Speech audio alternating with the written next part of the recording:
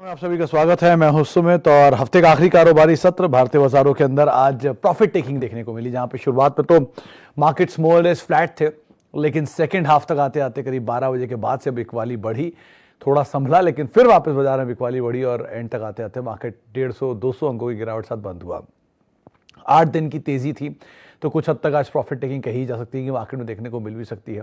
और profit taking के साथ साथ आज जो तेजी थी जिन सेक्टर्स में, वहां पर कुछ हद तक प्रॉफिट मुनाफा वसूली या फिर बिकवाली भी बनते हुए दिखाई पड़ी। न्यूज़ फ्लो का इम्पैक्ट अलग अलग स्टॉक्स में था। थोड़ा रिस्पाइट था आज आईटी में, आज बिकवाली थी बैंक्स के अंदर। इसके अलावा आज थोड़ी बहुत खरीदारी थी सेलेक्टिव स्टॉक्स में, जैसे आज टाटा कम्युनिकेशन तेजी के साथ कामकाज कर रहा था, अदानी समूह के सारे शेयर आज तेजी में कामकाज कर रहे थे। इसके अलावा सेलेक्टिव सीमेंट स्पेस के अंदर आज कामकाज करते हुए दिखाई पड़ रहे थे। लेकिन मेजरली मार्केट्स में आज जो प्रेशर था वो था बैंक्स के अंदर, रियल स्टेट्स में, ऑटो स्पेस में, एफएमसीजी में। तो ये कुछ प्रॉफिट टेकिंग वाली जगहें थी जहां पर ज़्यादा बिकवाली बनते हुए दिखाई पड़ी। इंडिविजुअली अलग अलग स्टॉक स्पेसिफिक स्टोरीज मार्केट में प्ले आउट हो रही थी। कुछ बड़ी खबरों की अगर बात की जाए तो जोमेटो में प्रॉफिट टेकिंग थी, आईआरसीटीसी आज फिर तेज़ी में था, मदरसन सुमी रिसेंटली तेज़ी के बाद प्रॉफिट के अंदर वापस आता हुआ, बिकवाली के बाद वापस कामकाज करता हुआ दिखाई पड़ा। इसके अलावा अलग अलग सीमेंट की कुछ कंपनीज में बाइंग थी। अंबुजा एसीसी में लास्ट आवर में खबर भी आई, लेकिन ऑलरेडी वो डिस्काउंटेड थी कुछ हद तक मार्केट के अंदर। तो ऐसे करके आज कामकाज हुआ। टीसीएस इन्फोसिस आज फिर भी थोड़ा बहुत सपोर्ट ले रहे थे, लेकिन क्योंकि बड़ी तेज़ी हम पिछले 1.5 हफ्ते में देख चुके हैं, पिछले 20 सत्रों में एफआईआई की खरीदारी थी जो कल के सत्र में बिकवाली बदलते हुए दिखाई पड़ी। तो थोड़ा बहुत प्रेशर मार्केट में जानकार मान रहे हैं कि शायद देखने को मिले। 17,700 क्रूशल लेवल है जिसको एटलीस्ट मान रहे हैं। ऊपर 18,000 की दहलीज पे ऑब्वियस ही बात है, मेजर कॉल राइटर एक्टिव था तो वहाँ बिकवाली होनी थी, तो वो देखने को मिल भी रही है। ओके, अब सवाल जवाब का सिलसिला शुरू करते हैं और कुछ सवालों को भी शामिल कर लेते हैं। सबसे पहला सवाल जो मेरे पास आया है,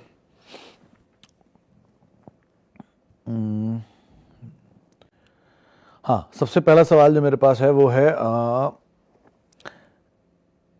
मयूर जी का। Isn't it funny that FIs are selling on when market was low and buying now when market is at near all time high, or is it manipulated? मयूर साहब, जो नंबर आप FIs के और DIs का देखते हो कैश मार्केट का, पहली चीज़ आप इसको समझ लें। तो ज़रूरी नहीं है कि मार्केट में FIs कैश मार्केट में खरीद रहे हैं तो F&O में बेच नहीं सकते। ऐसा भी तो हो सकता है कि वो F&O में बेच रहे हो और कैश मार्केट में खरीद रहे हो, या ऐसा भी हो सकता है वो कैश मार्केट की होल्डिंग्स खाली कर रहे हो और F&O में लॉन्ग कर रहे हो। इसलिए एक मैनिपुलेशन नहीं कहेंगे इसे रीड करने की तरीका होता है। वो रीड, अगर आप मान लीजिए ये सोच रहे हैं कि खाली एफआईआई बिकवाली कर रहे हैं, तो ऐसा कुछ नहीं है। हर एफआईआई ने अगर कोई एचडीएफसी बैंक से 700 रुपये में ख़रीदा था, तो अगर वो 1600 में बेच भी रहे हैं तो कोई ऐसी इसमें बुराई नहीं है, वो बेचेंगे ही, प्रॉफिट तो उन्हें भी लेना ही है कभी ना कभी। लाइकवाइज डीआईज ले रहे हैं तो अलग अलग पोजीशंस अलग अलग स्टॉक के हिसाब से उनके क्राइटेरिया में फिट होती रहती हैं, बाय सेल करते रहते हैं। तो कोई ऐसा सेट रूल नहीं है किसी के लिए। आप जैसे प्रॉफिट बुक करते हैं वैसे वही प्रॉफिट बुक करेंगे। उनको जहां इमर्जिंग मार्केट से पैसा निकाल के किसी और मार्केट में डालने लायक लगेगा। जब उन्होंने इक्विटीज़ में पैसा बेचा था माल, तब उन्होंने कमोडिटीज़ में पैसा डाला था, और कमोडिटीज़ की ग्रोथ आपको पता है इक्विटी से कहीं ज़्यादा तेज़ हुई थी उस समय पर। तो उनको पता रहता है कि कैसे कैसे किन एसेट क्लासेस को यूज़ करना है, किन मार्केट्स को यूज़ करना है। दुनिया भर में उनके बड़े बड़े जानकार बैठे हुए हैं यही काम करने के लिए, तो ऑब्वियसली इतनी बेवकूफ़ी तो नहीं करेंगे। लेकिन number on a face of it अगर आप देखते हो तो ऐसा कुछ नहीं है कि खाली यही नंबर है जो सब कुछ डिसाइड कर देगा कि DIs लूज़र है, FIs लूज़र है, ऐसा कुछ नहीं है। दोनों अपने अपने तथ्यों के हिसाब से खरीदारी बेच करते रहते हैं, और उसमें भी FIs की जो जिस समय पे आप बिकवाली देख रहे थे उस समय वो बहुत ज़्यादा लॉन्ग थे फ्यूचर्स के अंदर, तो लग भी रहा था कि शायद फ्यूचर में शॉर्ट कवरिंग वहाँ पर देखने को मिलेगी भी। शुक्रिया आयुष साहब, जन्माष्टमी की आपको भी बहुत बहुत शुभकामनाएं। कैंप 1765 पर 20 शेयर हैं, क्या करना चाहिए नज़रिए के हिसाब से? सुमित सर, इसमें आज एक ब्लॉक हुआ है, तो ब्लॉक आज शायद इसीलिए जो कैंप्स का ब्लॉक था उसके बाद ब्रोकर से मान रहे कि शायद सेलिंग डन है, लेकिन क्योंकि आपकी खरीदारी बहुत नीचे की है तो थोड़ा थोड़ा पैसा तो आप ज़रूर ले लेकर निकलते ना, वो ज़्यादा बेटर है। वरना फिर जब बाजार नीचे आएगा और आपकी कॉस्ट के नीचे आ जाएंगे शेयर, फिर आप कहोगे कि प्रॉफिट लिया नहीं, ये नहीं वो नहीं। तो इससे बेटर यही कि थोड़ा सा पैसा उस समय पर ऑन द टेबल जब हो तो ले लेना चाहिए। बाकी थोड़ा थोड़ा पैसा करके आप होल्ड करें, और लॉन्ग टर्म बहुत लॉन्ग टर्म है फिर तो आप बेकार ही पूछना, फिर तो आराम से होल्ड ही करिए इसको, कोई दिक्कत नहीं। कंपनी में ऐसा कोई इशू नहीं है, ग्रोथ स्टोरी के ऊपर वो प्ले करते हैं। लेकिन AMC बिजनेस में जो कंसर्न चल रहे थे पीछे, उसके बाद AMC चला, ये भी चल गए। तो बेटर ये है कि थोड़ा सा पैसा तो आप लेते ही चलें धीरे धीरे, लेकिन नीचे के दाम मिले तो फर्दर ऐड करें। तो ऐसे आप काम करिए, वो ज़्यादा बेटर रहेगा। Okay, Devyani international IPO allotted share holding till now. Mishra साहब, मैं थोड़ा सा इसमें स्केप्टिकल हूँ। ग्रुप अच्छा है, मतलब शेयर के हिसाब से ग्रुप बहुत अच्छा है, क्योंकि इनके पहले के शेयर्स भी बहुत चले हैं। वरुण बेवरेजेस उसमें से एक है ही, आप देख ही पा रहे हैं उसकी चाल किस तरह की रही है। तो ग्रुप वाइज वैसे ठीक है, लेकिन इंडिविजुअली पैसा जब प्रॉफिट में कन्वर्ट हो जाए तो ज़्यादा बेटर दिखाई पड़ेगा देवयानी केस में। आप जुबिलेंट जैसी उम्मीद इससे एटलीस्ट अभी ना लगाएं जब तक नंबर्स बेटर ना हो, क्योंकि जुबिलेंट बहुत डोमिनेंट प्लेयर है एक प्रोडक्ट को लेकर। सब कंपनियां जो डोमिनेंट प्लेयर हैं उनके स्टॉक्स के रिटर्न कहीं अलग ही लेवल के होते हैं। आप चाहे तो पेज इंडस्ट्री देख सकते हैं, वो भी डोमिनेंट प्लेयर था अपने टाइम पर, आज भी है ही रादर। या फिर एशियन पेंट्स को देख लीजिए, या फिर आप इस तरह से जुबिलेंट फूड को देख सकते हैं, डी मार्ट को देख सकते हैं, आरसीटीसी को देख सकते हैं। तो इनके प्रोडक्ट के प्रोफाइल के हिसाब से इनमें रिटर्न आए। देवयानी जिस बिजनेस में उसमें ऑलरेडी बड़े बड़े प्लेयर्स बैठे हैं, तो शायद एक बार को वैसा रिटर्न ना रहे, लेकिन कंपनी का भाव नीचे आपको दिख रहा है क्योंकि फेस वैल्यू 1 रुपये की है या फेस वैल्यू कम है, तो इस लिहाज से आप इसको नीचे देख पा रहे हैं, वरना इसका दाम भी कोई कम नहीं है। सो फार आप होल्ड कर रहे हैं तो होल्ड ही करिए, आपकी कॉस्ट तो काफ़ी ऊपर है, तो बेटर ये है कि थोड़ा थोड़ा प्रॉफिट ऊपर के लेवल पे लीजिएगा जब तक इसके 1 साल 2 साल के नंबर्स नहीं क्लियरली रिफ्लेक्ट हो जाते।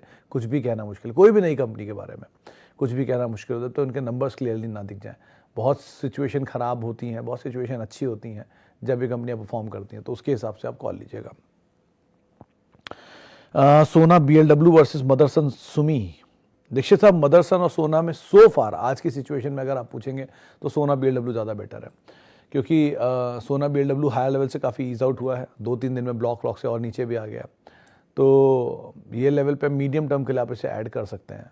मदरसन की हिस्ट्री कभी आपने मेरे ट्विटर हैंडल पे शायद देखी ही हो। मदरसन 1970s का लिस्टेड स्टॉक कम से कम 12 स्टॉक स्प्लिट एंड बोनसेस दे चुका है। तो इस तरह के 12 स्टॉक स्प्लिट बोनस डीमर्जर के बाद इक्विटी डाइल्यूशन इतना मासिव कर चुका है कि अब यहाँ से क्या होगा वो कहना मुश्किल है। बहुत बड़ा वेल्थ क्रिएटर है, इनफैक्ट ये ऑटो का सबसे बड़ा वेल्थ क्रिएटर है। अगर इसको मैं एडजस्ट ना करूँ बोनस और स्प्लिट में तो आयशर से भी ज़्यादा बड़ा दाम होगा इसका।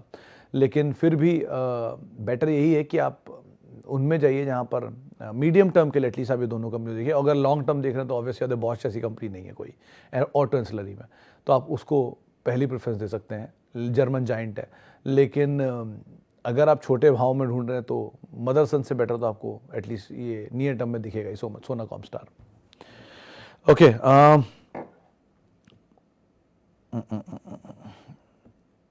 अनिरुद्ध दास का सवाल, साहब का सवाल है, happy Janmashtami Sumit sir, thank you. Have 32 shares of PVR getting 20,000 profit, should I exit from PVR, good movies not coming. दास साहब ये बात सही है, मतलब लास्ट टाइम मेरी उनसे बात हुई थी, क्या नाम है, आइनॉक्स की मैनेजमेंट से खुद मैंने इंटरेक्शन किया था, तो उनसे सवाल मैंने पूछा था कि Q1 के जो नंबर देखे आपने वो क्या Q2 में भी दिखेंगे, तो उन्होंने मना कर दिया था कि ऐसा नहीं होगा, Q2 में इतना बड़ा बेस नहीं बनेगा, क्योंकि Q1 में एक तो छोटे बेस का इफेक्ट है, साथ में इतनी अच्छी पाइपलाइन मूवीज़ की वो Q2 में नहीं दिखेंगी। जो रिसेंटली बॉलीवुड बेस्ड मूवीज़ हैं वहाँ तो ऑब्वियस बात है, आप सभी जानते हैं किस तरह की सिचुएशन चल रही हैं, तो वहाँ तो खराबी है। साउथ इंडियन बेस्ड मूवीज़ जो है उनके नंबर्स थोड़े बेटर साइड पे होंगे, लेकिन उसमें भी आइनॉक्स का प्रेजेंस ज़्यादा है PVR के कंपैरिजन में। आपको प्रॉफिट है, ऑन द टेबल है, शेयर ने हाई बना चुका है, तो प्रॉफिट टेकिंग आनी है, ऑब्वियसली बात है। तो थोड़ा पैसा ले लें, नीचे के दाम दोबारा मिल जाए फिर वहाँ ऐड कर लें, ज़्यादा बेटर है। तो एटलीस्ट सिचुएशन से आप कैश रिच भी रहेंगे और नीचे के लेवल पे ऐड भी कर सकते हैं। PVR 2 कंपनी बढ़िया है, इसमें कोई डाउट नहीं है, लेकिन मीडियम टर्म के इन्वेस्टर्स के लिए एक बार को काम किया सकता है, लॉन्ग टर्म तो स्टोरी के अकॉर्डिंग ही प्ले करना होगा आपको। वांट टू स्टार्ट SIP इन डाबर। जावेद साहब कर सकते हैं, मतलब कोई इसमें दिक्कत नहीं है। 100 साल से ज़्यादा पुरानी कंपनी, 130 साल पुरानी कंपनी इनफैक्ट, और इंडिया की सबसे पुरानी FMCG कंपनीज में से एक है। एक बहुत इंटरेस्टिंग फैक्ट भी है, कंपनी का नाम जो है कंपनी के प्रमोटर साहब के नाम पर है, डॉक्टर बर्मन के नाम पे। अब आप पूछेंगे डॉक्टर बर्मन क्यों, क्योंकि वो उन्हें गांव वाले सब डॉक्टर कहते थे, तो डॉक्टर का डा और बर्मन का बर, तो डाबर बन गया इसका नाम। खैर, तो डाबर 2 कंपनी अच्छी है, इनके प्रोडक्ट लाइन बहुत स्ट्रांग है, लेकिन FMCG पूरी तरह जाइंट नहीं है, क्योंकि ये आयुर्वेदिक प्रोडक्ट्स में भी बहुत डील करते हैं। गोदरेज कंज्यूमर या HUL या ITC रिलेटेड तो इनके प्रोफाइल नहीं है, लेकिन फिर भी कंपनी अच्छी है। डाबर में SIP आप कर सकते हैं, लेकिन साथ में एक बड़े FMCG कंपनी को अगर आप सेक्टर में रहना चाह रहे हैं तो ज़रूर रखिएगा। इंस्टेड आप नियर टर्म के लिए एक शॉट में लेना चाह रहे हैं तो एक बार को पतंजलि देख सकते हैं कि वो बहुत फेयरली प्राइस्ड दिख रहा है सो फार, तो वहाँ पर एक बार कुछ मूव आ सकता है। तो नियर टर्म के लिए, वो SIP लॉन्ग टर्म के लिए नहीं है, नियर टर्म के लिए, क्योंकि लॉन्ग टर्म में स्टोरी बहुत हद तक डिपेंड करती है आगे कंपनी ग्रोथ के ऊपर, लेकिन नियर टर्म के लिए उसे आप देख सकते हैं। अदरवाइज लॉन्ग टर्म के लिए तो डाबर अच्छी कंपनी है इधर, और साथ साथ आप एक बड़ा FMCG कंपनी भी अपने साथ ऐड कर सकते हैं इसमें, HUL या फिर गोदरेज जैसी कंपनियों को आप अपने पोर्टफोलियो में अलॉन्ग विद दिस ऐड कर सकते हैं, या Tata consumer rather, Godrej HUL and Tata consumer आप देख सकते हैं अदरवाइज। ओके, पार्ले किसी लिस्टेड कंपनी की सब्सिडरी है? नहीं सर, पार्ले खुद एक कंपनी है, इसकी 3 अलग अलग कंपनियां हैं, जिसमें 3, एक पार्ले फूड्स है, पार्ले एग्रो है, और पार्ले लिमिटेड है, शायद 3 नाम है।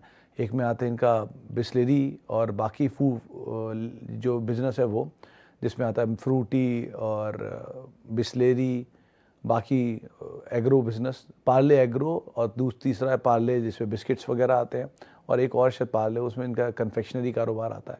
तो 3 यूनिट्स हैं, लेकिन कोई भी लिस्टेड नहीं है। वो बात अलग है, इंडिया की सबसे बड़ी बिस्किट मैन्युफैक्चरर है, 38% मार्केट शेयर ये ओन करते हैं, 32 ब्रिटानिया ओन करता है। तो कंपनी अच्छी है लेकिन लिस्टेड नहीं है, तो क्योंकि ऑब्वियसली कैश रिच कंपनी है, तो आमतौर पे कोई भी बहुत अच्छी कंपनी अपने आप को लिस्ट नहीं कराएंगे। ये बहुत बार डीलिस्टिंग में ऐसा हो चुका है कि जो भी बहुत strong cash flow generating companies होती हैं, जिनमें प्रॉफिट बहुत अच्छा बनता है, वो अपने आप को लिस्ट नहीं कराती, उन्हें पैसे की ज़रूरत ही नहीं होती, वो लिस्ट क्यों कराएंगे। तो इसीलिए इस तरह की कंपनी आमतौर पर लिस्ट नहीं कराती हैं, और सो फार पार्ले कोई प्लान भी नहीं लिस्टिंग का। ओके, व्यू ऑन मैरिको और switch to another FMCG company. Laxman साहब, अगर FMCG में रहना चाहते हैं तो ज़्यादा बेटर तो HUL ही रहता है हमेशा, हर बार की तरह, क्योंकि HUL जाइंट है FMCG का, या प्रॉक्टर, क्योंकि ये भी दूसरा सेकंड लार्जेस्ट प्लेयर है। लेकिन कैच क्या है कि इन दोनों की स्लो मूवमेंट होंगे, और FMCG में स्लो ही मूवमेंट मिलेगा आपको। कभी भी ये मत सोचिए अगर FMCG बहुत बड़ा कोई गेम चेंजर बन जाएगा या 1 का 3 हो जाएगा, ऐसा कुछ नहीं होता। वो स्लोली हर साल 10%, 5%, 15% चलता रहेगा। ऐसा चलता रहेगा तो ठीक है, कोई बुराई नहीं है, होना चाहिए पोर्टफोलियो में एक हिस्सा, स्टेबिलिटी देने के काम आता है पोर्टफोलियो को, क्योंकि टूटता भी वैसे ही है। लेकिन अगर आप ऐड करना चाह रहे हैं तो मेरिको एक सिंगल प्रोडक्ट या मिनिमम प्रोडक्ट लाइंस पे डील करता है। HUL या ITC या आप अगर जाएँ प्रॉक्टर या टाटा कंज्यूमर या इवन रुचि सोया, इन सब की प्रोडक्ट लाइन काफ़ी बड़ी है मेरिको के कंपैरिजन में। स्पेशलाइज्ड मेरिको एक स्पेस में या 2-3 स्पेस में, वो लेकिन ज़्यादा बड़ा पैट रखते हैं। तो कंपनी ये भी ख़राब नहीं है, HUL को एक बार टक्कर दे चुकी है। पढ़िए कभी इसकी हिस्ट्री के बारे में कि HUL अगर कभी FMCG स्पेस में किसी से शिकस्त खाई है तो मेरिको ही था। लेकिन आप अगर जाना चाहते हैं तो एक बार को HUL देख सकते हैं प्रोडक्ट लाइन के हिसाब से, डिविडेंड डील के हिसाब से अगर आप चुनना चाह रहे हैं तो ITC ज़्यादा बेटर सिचुएशन में दिखाई पड़ेगा आपको। Okay, I have few capital for Tata Elxsi. Is it good level to buy Tata Elxsi at CMP? इस समय पर टाटा एलेक्सी में खरीदारी कोई औचित्य नहीं है सर। कोई भी जो लोग टाटा एलेक्सी पे सवाल पूछ भी रहे हैं उनके लिए भी ये रहा है कि अगर आपको मुनाफा मिल रहा है थोड़ा थोड़ा ले लीजिए। एक तरफा शेयर छोटी अवधि में जो भी चले, जो भी हो, वो चाहे कितनी भी अच्छी कंपनी क्यों ना हो, वो एक बार को उस रिस्क में आ जाता है कि उनमें प्रॉफिट टेकिंग आ सकती है। क्योंकि छोटी अवधि में आप अगर स्प्रिंट करते हो तो आप भी समझते होंगे इस बात को कि बहुत तेज़ दौड़ेंगे तो बहुत दूर तक नहीं दौड़ पाएंगे, थोड़ी ही दूर दौड़ पाएंगे। अगर आप आराम से जॉग करेंगे तो आप बहुत दूर तक दौड़ पाएंगे। तो इसीलिए कि आप कितनी भी रफ्तार के साथ दौड़ेंगे तो आपको थकना ही पड़ेगा आकर, क्योंकि वैल्यूएशन उतनी ही जल्दी उतने स्ट्रेच हो जाएंगे, उतनी जल्दी आप हाँफ जाएंगे। तो इसीलिए आप कोशिश ये करिए कि ऐसी कोई भी स्टॉक जिसमें बहुत तेज़ रनअप और बहुत जल्दी आया हुआ रनअप हो, 1 हफ्ते में, 1 महीने में, या ऐसा मल्टी बैगर टाइप रिटर्न बनाओ, उसको स्किप करिए और उसकी हर तेज़ी में निकलने की कोशिश करिए। थोड़ा थोड़ा नीचे मिलेगा, उसके बाद वो कंसोलिडेशन में चला जाएगा या वो नीचे आएगा। अगर कंसोलिडेशन में जाता है तो वो अगली तेज़ी पकड़ सकता है। कंसोलिडेशन लंबा हो सकता है, 6 महीने, 8 महीने, कभी कभी सालों का हो जाता है। कभी कभी वो बिल्कुल ही नीचे जाके ख़त्म ही हो जाती है वो तेज़ी। जितनी तेज़ी से ऊपर गया उतनी तेज़ी से नीचे भी आता है। तो दोनों सिचुएशन में, जो सिचुएशन में आप फंस रहे हो उस सिचुएशन के हिसाब से काम करिए। बेटर यही है कि कोई भी स्टॉक जो बहुत तेज़, बहुत कम समय में भागा हो, उसमें निकल जाइए। उसमें तेज़ी और ज़्यादा होने की गुंजाइश कम होती है, लेकिन नीचे आने की गुंजाइश बहुत होती है। तो इस हिसाब से आप काम करिएगा। एटलीस्ट कैपिटल प्रोटेक्ट कर लीजिए, वो ज़्यादा बेटर है।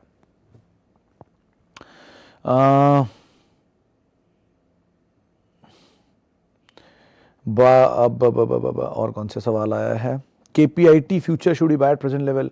भवानी साहब, इस समय IT ज़्यादा बेटर पोजीशन है। मतलब अगर 2 सेक्टर जो लग रहा है कि जिनमें पोजीशन थोड़ी बेटर दिख रही है, वो एक तो IT, एक सीमेंट है। क्योंकि आईटी बहुत टूटा है हाई से, ऐसा नहीं कंपनियां खत्म हो गई हैं, बिजनेस बंद हो गए हैं, काम नहीं हो रहा है, सब कुछ वैसे ही चल रहा है। थोड़ा बहुत मार्केट ने वैल्यूएशन को हल्का कर दिया है, 1 क्वार्टर और मैक्सिमम थकेगा ये, फिर उसके बाद वापस रफ्तार पकड़ ही लेगा।